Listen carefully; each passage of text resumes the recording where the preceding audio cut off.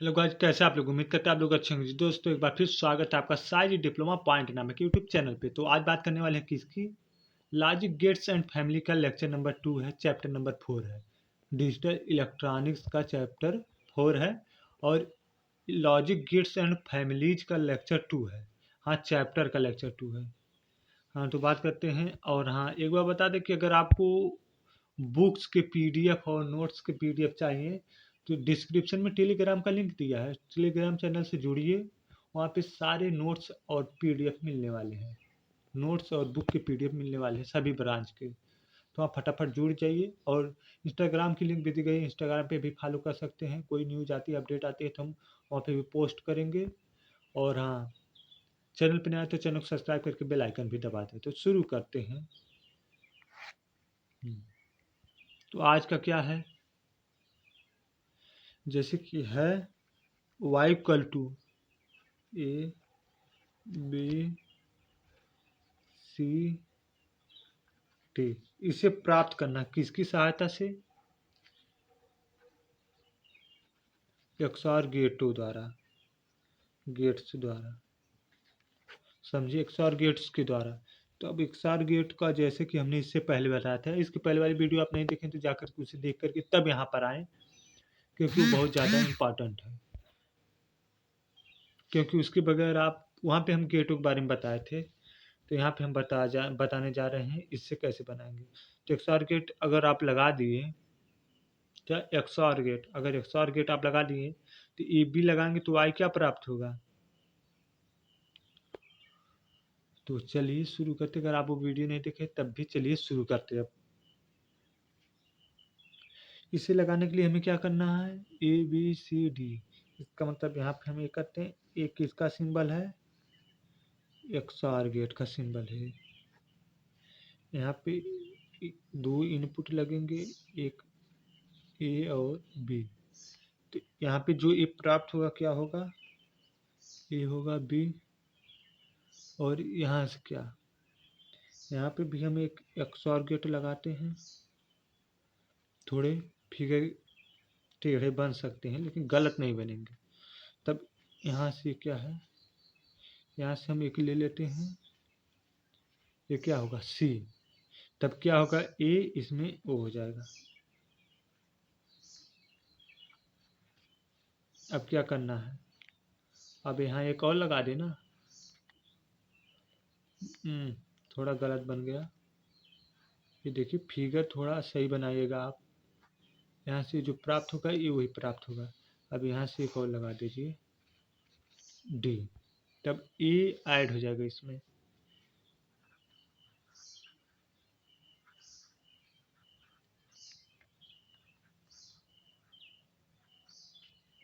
ये प्राप्त होगा जो हम यहाँ पे लिख दे रहे हैं।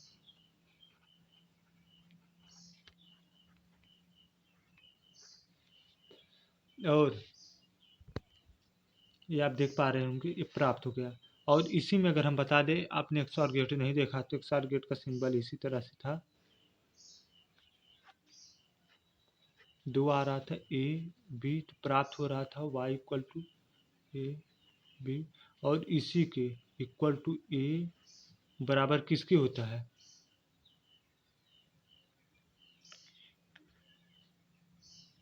इस पे, सॉरी, यहाँ नीचे लिख लेते हैं।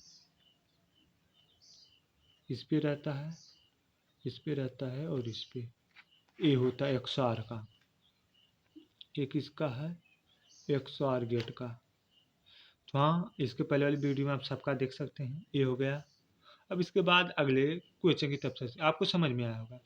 इसमें एक किया तो इसमें ये देखिए यहाँ पे हुआ, एक और जुड़ गया और इसमें एक और जुड़ गया सभी। तो यही हमें चाहिए था ना, तो प्राप्त हो चुका। और सबसे ज़्यादा पूछे जाने वाला क्वेश्चन ये भी है कि पूछ देता है अक्सर, क्या? नैंड नैंड तकनीक क्या एंड आर प्रणाली के समानुपाती है? समानुपाती है, मतलब ये इसके समानुपाती है।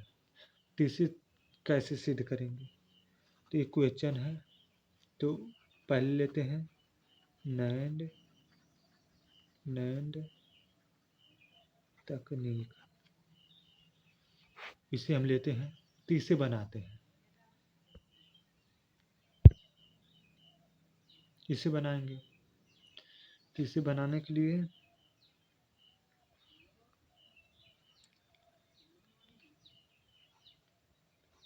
ये हो गया ए बी,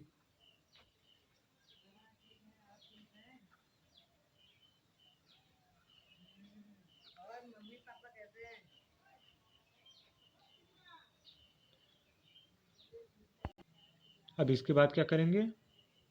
एक और लगाएंगे ना, नैंड,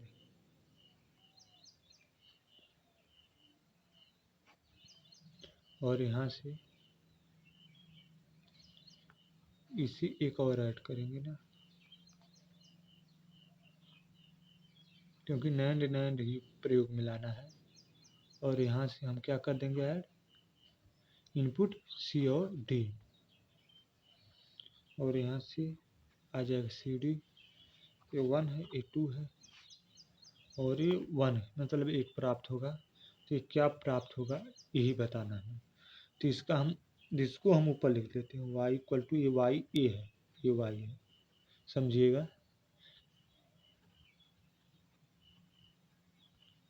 इनटू रहेगा, इनटू डॉट रहेगा,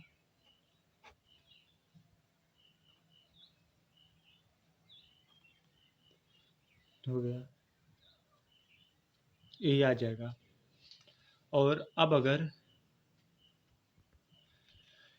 इसका हम इंटरमीडिएट स्टेज अगर लिखें, तो इंटरमीडिएट स्टेज क्या लिखेंगे? यहाँ पे फिर एक बार बनाएंगे,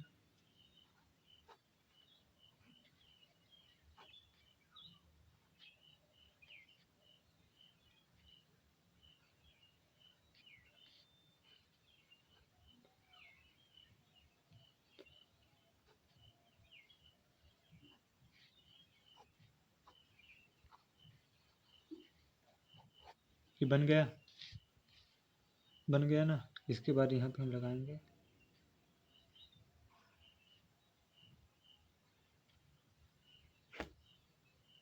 इसे, अब ये 1, ये 2, और यहाँ से ये प्राप्त क्या होगा?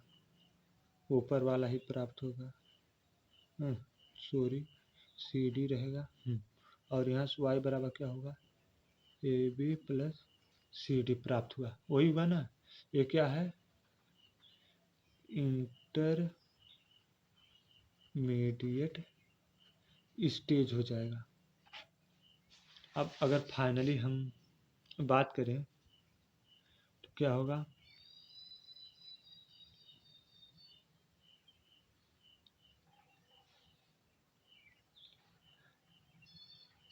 छोटा सा बनाएं, क्योंकि नीचे जगह है, भी लेगा ना।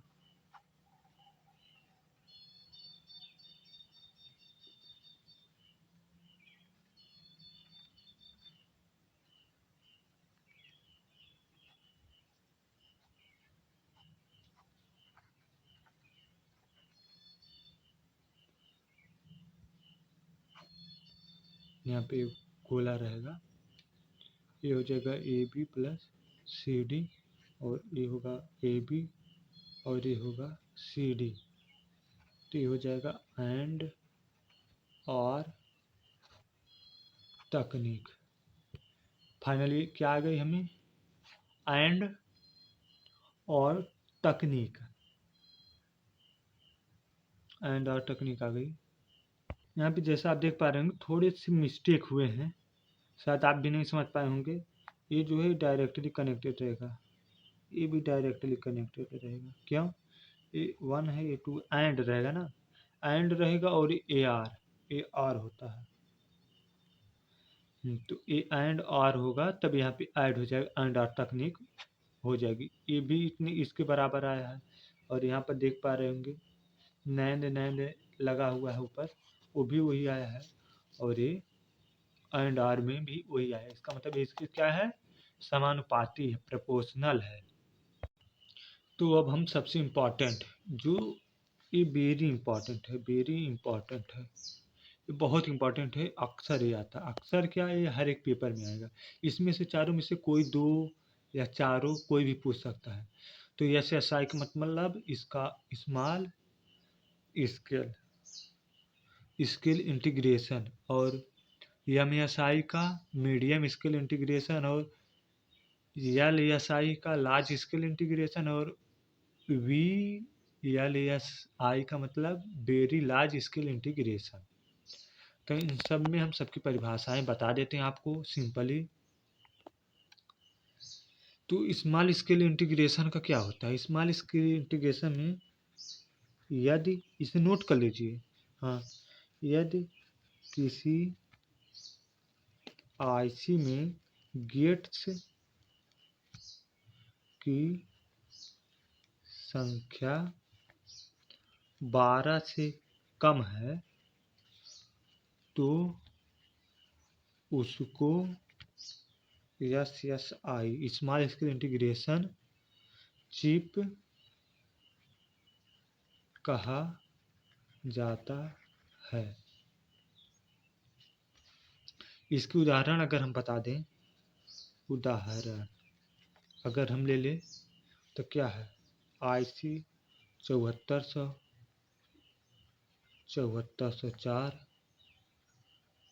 7486 और 7432 है। ये किसके हैं? एस एस आई के उदाहरण है, इसे आप नोट कर लीजिएगा। अब इसके आगे है, क्या है,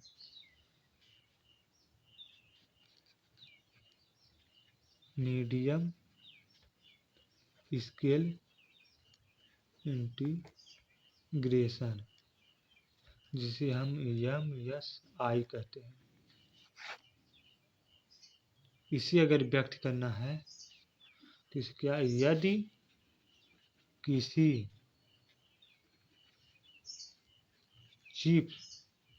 चिप्स द्वारा विभिन्न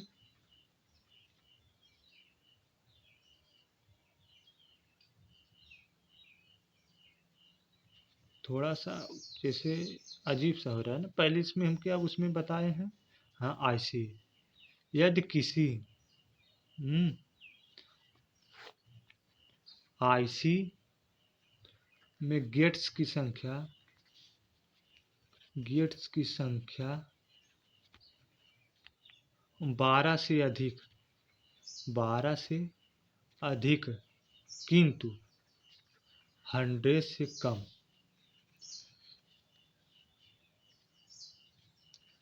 हो तो उसको एम एस आई चिप कहा जाता है। मतलब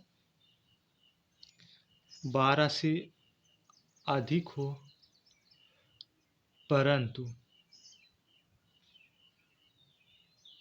12 से क्या हो, अधिक हो, 100 से कम हो, 100 से कम हो, मतलब इससे ज़्यादा हो और इससे कम हो तो क्या होगा, मीडियम स्केल इंटीग्रेशन। और अगर लार्ज स्केल इंटीग्रेशन, सॉरी इसका उदाहरण हम बताना भूल गए।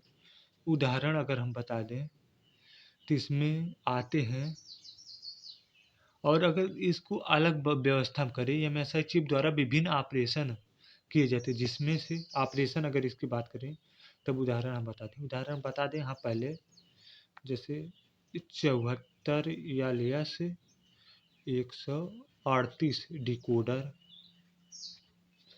और 74 147 डिकोडर, 74 141 इनकोडर होता है ना, हाँ इनकोडर होता है, इनकोडर होता है।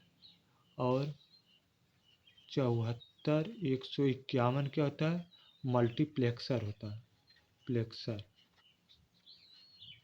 और 74 157 मल्टीप्लेक्सर ही होता है।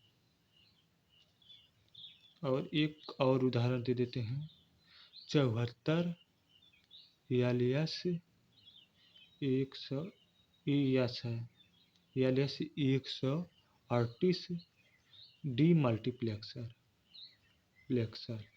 ये उसके उदाहरण है। और अगर इसमें हम बात करें, इतनी ऑपरेशन MSI चिप्स द्वारा विभिन्न ऑपरेशन किए जाते हैं। जैसे ऑपरेशन की अगर हम बात करें तो डिकोडिंग, इनकोडिंग, कोडिंग,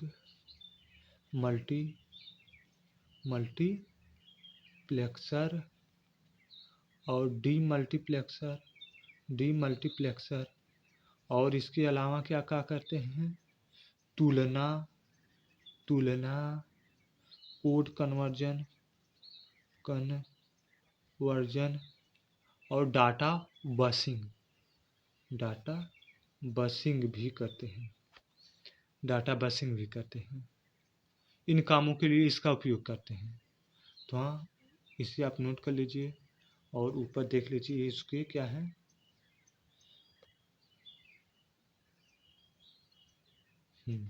तो आगे बढ़ते हैं। हमें लग रहा है अब इसके उदाहरण तो आप ऐसे ही लग सकते हैं। अगर हम बता दें तो यदि किसी आईसी गेट्स की संख्या क्या होती है, 100 से अधिक किंतु 1000 से कम होती है तो उसे क्या कहते हैं, लार्ज स्केल इंटीग्रेशन चिप कहा जाता है। और इसके उदाहरण अगर हम बात करें तो उदाहरण दें, जैसे कि कौन कौन सी चिप है, तो उसमें से आती हैं जैसे आयरे चिप्स। क्या आयरे खाने वाला चिप्स नहीं भैया, चिप्स, जो चिप्स होती है, ऐसी चिप्स होती नहीं वही। और ALU चिप्स, ये सब LSI के उदाहरण क्या है, विभिन्न मेमोरी चिप्स होती हैं। और इसके अलग चिप्स के उदाहरण हैं, जैसे इनके आयरे चिप्स, ALU चिप्स, ये सब इसके प्रकार हैं। और अगर इसमें किसी चिप्स की उदाहरण दें, उदाहरण के तौर पर जैसे कि हम ले लेते हैं 2732 EP रोम और 2864 EEP रोम। और इसके अलावा क्या होता है, अगर हम किसी ले लें, हाँ 28F256, ये क्या होता है, फ्लैश मेमोरी होती है। क्या फ्लैश मेमोरी होती है। और इसके अलावा 4116 रैम, ये सब किसके उदाहरण हैं, LSI के, लार्ज स्केल इंटीग्रेशन के। अब इसके सबसे लास्ट आता है इसमें वेरी लार्ज स्केल इंटीग्रेशन, जिसे हम VLSI कहते हैं ना। इसमें यदि किसी IC में गेट्स की संख्या 1000 से अधिक है तो इसको क्या कहते हैं, VLSI श्रेणी में रखा जाता है। इसमें कौन से आते हैं, माइक्रो प्रोसेसर चिप्स आते हैं इसमें।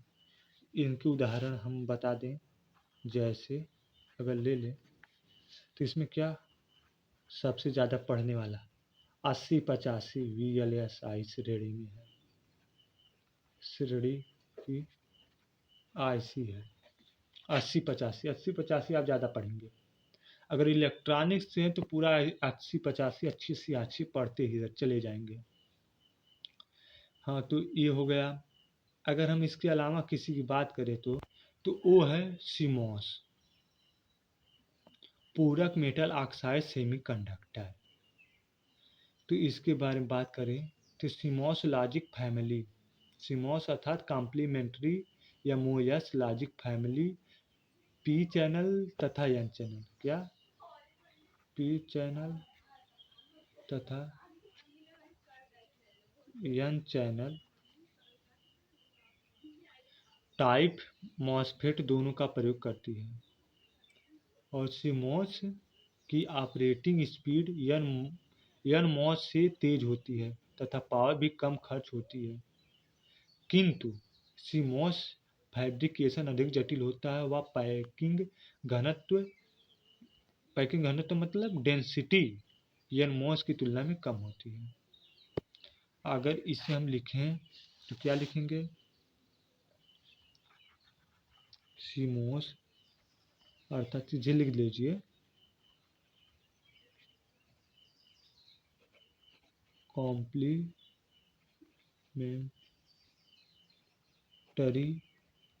Moss logic family, P channel तथा एन चैनल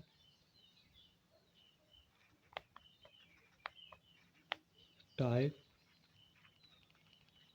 मॉसफेट दोनों का प्रयोग करती है और CMOS operating speed N MOS logic से तेज होती है, क्या होती है, तेज होती है तथा पावर, अगर पावर की बात करें तो पावर भी कम खर्च होती है, किंतु अगर इसके हम सीमॉस की किसकी सीमॉस की हम क्या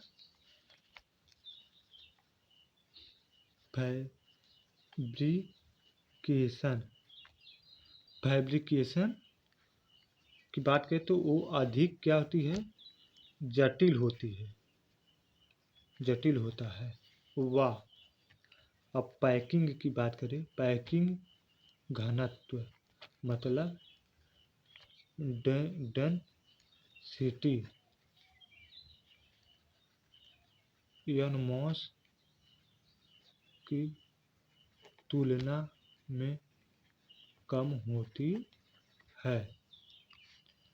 अब इसके हम कुछ लाभ के बारे में बात करें और तो हम लाभ और हानियाँ दिखा देते हैं आपको सीधा सिंपल।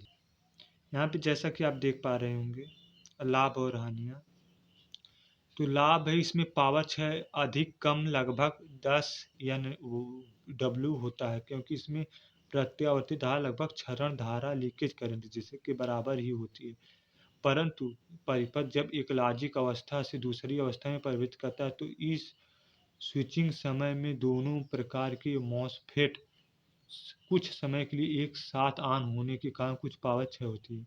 मतलब जब ये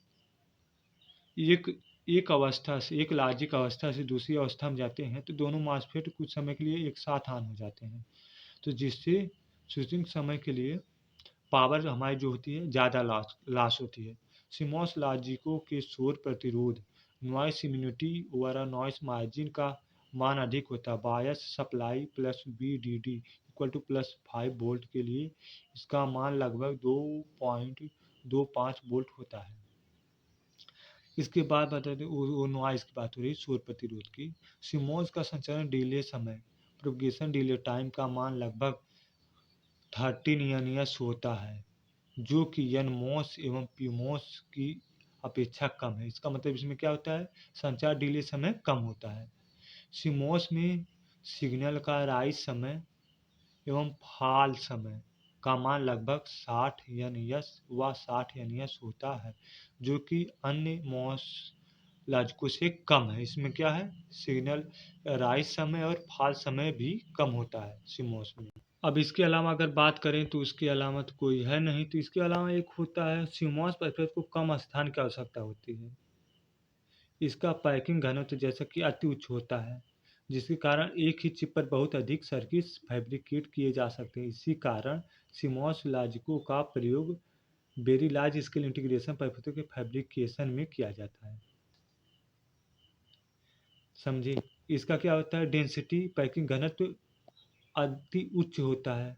और ये अधिक एक ये इसका प्रयोग कहाँ करते हैं हम, वेरी लार्ज स्केल इंटीग्रेशन में, जिसमें ज़्यादा से ज़्यादा गेट्स सर्किट IC गेट्स की संख्या प्रयोग एक इसके जैसे कि एक चिप कंप्यूटरों मेमोरी इत्यादि में इसका प्रयोग बहुत ज़्यादा सर्किटों को एक साथ जोड़ने में किया जाता है। मतलब बहुत अधिक सर्किट फैब्रिकेशन में किया जाता है।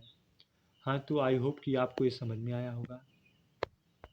तो सबसे इम्पॉर्टेंट बात क्या, लाइक शेयर एंड सब्सक्राइब।